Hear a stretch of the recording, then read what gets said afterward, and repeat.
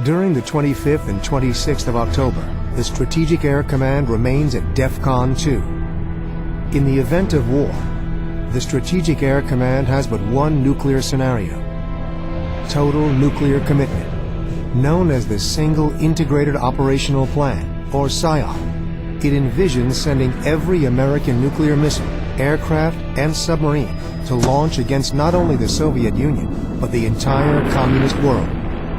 While launch authority rests only with Premier Khrushchev and President Kennedy, many types of nuclear weapons on both sides can be released without that authority. The detonation of a single nuclear weapon could quickly escalate into global nuclear devastation. So it was an extremely dangerous situation.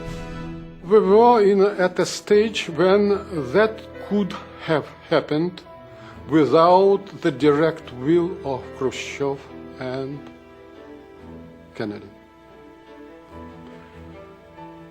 It could happen as a result of nervous breakdown of rank and file people.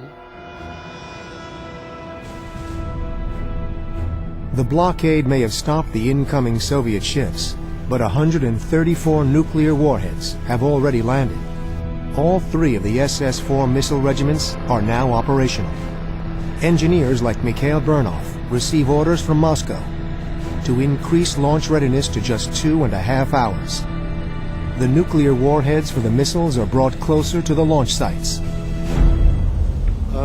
Our storage area for nuclear warheads was 50-60 kilometers away from us, so the actual combat readiness could be achieved in no less time than 5.5 hours in all.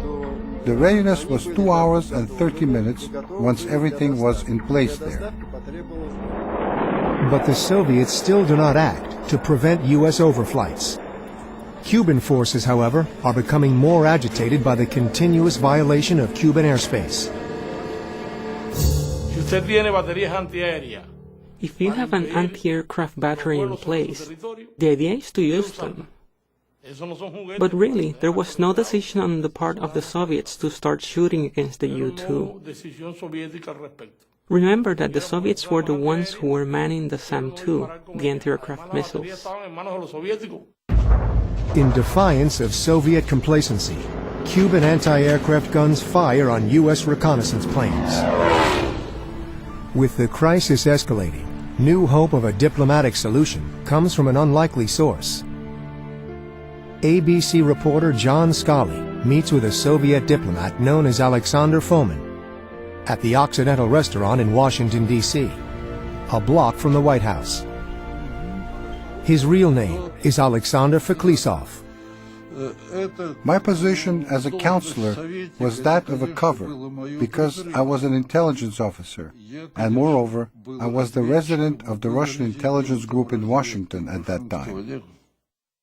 Scully had talked with State Department officials and had been briefed on how to handle the conversation. Coffee was served, and without any overtures he said, "On the authority of the highest American authority, I am proposing these terms of the Cuban crisis solution. First, the Soviet Union takes its missiles from Cuba and the U.S. removes its blockade. Second, the President gives a public pledge of non-aggression against Cuba." I said, "There's a question, what do you mean by highest authority of the United States?" And he said it letter by letter. John Fitzgerald Kennedy, President of the United States. In Moscow, Khrushchev composes a personal and emotional letter to Kennedy, appealing for an end to the crisis. He offers to remove the missiles in return for Kennedy's promise to end the quarantine and not invade Cuba. When the letter is finally received, decoded, and translated, it is after 9 p.m. on the 26th. 12 hours later at 9 a.m. on the 27th, ExComm reconvenes in the White House. While members are discussing the conciliatory Khrushchev letter, President Kennedy is handed a news bulletin and reads it aloud. Premier Khrushchev told President Kennedy yesterday to withdraw offensive weapons from Cuba. The United States withdrew its rockets from Turkey. He did. It's read by both the associations. Put it out so far. The Reuters said the same thing. He did. He didn't really say that, did he? He may not be today putting out another letter paper. XCOM thinks that Khrushchev, or some new hardline element in Moscow, is adding further demands: the removal of U.S. Jupiter missiles from Turkey.